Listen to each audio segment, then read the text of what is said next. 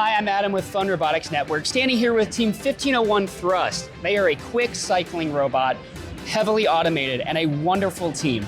Coming off of a first event win and currently standing at the first seed captain, they are looking to have a second phenomenal event. Here they're going to show some of their quick coral cycling, their algae mechanism, and their deep climb that has made them a dominant team throughout both of their early events, here on Behind the Bumpers. Okay, so starting with Carson, why don't you go ahead and kind of show us the path for the coral, how that mechanical side of your robot makes it so quick. So our coral starts from the source, of course. We have our intake here, where our human player will drop it down from the source into the intake, and our coral grabber and handler operates it. Now, we made it so that instead of grabbing, like most teams, around the entire coral, we only did one wall, and so it's a pinch method to hold on to it and keep it still. And then once we are done with that, we move into actual scoring, where our coral handler flips over into scoring position, and then our elevator can move up and down to hit all 4 levels. Now, when we actually go to score, it'll just shoot it out when it lines up to the pole.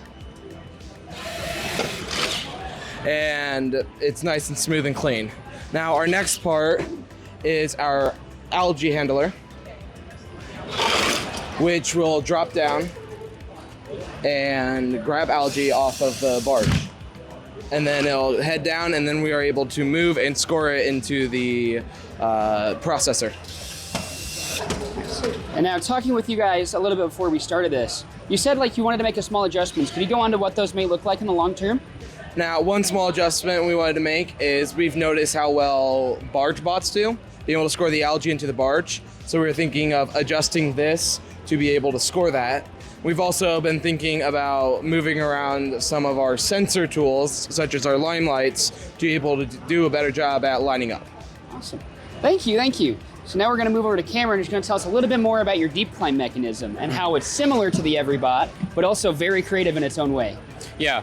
Our climber uses what we call a high pivot climb. So we have an adapted EveryBot climber onto here. When we initially tried to use the EveryBot climber on our bot, it didn't quite work due to how different our center of gravity is compared to the EveryBot. So we moved it up, the pivot point up higher to try and get it center in our robot. That's why we have these feet here, which allow us to grab lower on the cage and center the chain within our bot to get a nice even climb. We have these 3D printed parts right here to help center the rungs of the cage onto the bot to get a nice clean climb. Awesome, awesome. Thank you so much for that. So now, going on over to the software side, we have Ross, who's going to explain some of their button board and the behind the scenes to make their mechanism so efficient and accurate. So this year we are using a state-based control instead of command-based like we did last year, which for us is just allowing the driver to make, I guess, all the final calls and not have to remember exactly what every single trigger is. So like a good example is our intake. Hit our intake, and it goes there, and then we put a coral in there, left trigger runs the intake. But then when we go to score, right trigger scores it. It just allows us to make sure that all of our commands are being executed properly and at the right time. As well as we have a 3 coral auto that been works okay, works pretty accurate. We're also using our lime lights to eventually switch over to completely semi-autonomous. Use pull the right trigger and it drives up to the right branch, which will allow for hopefully a lot faster cycle times and a lot more accuracy.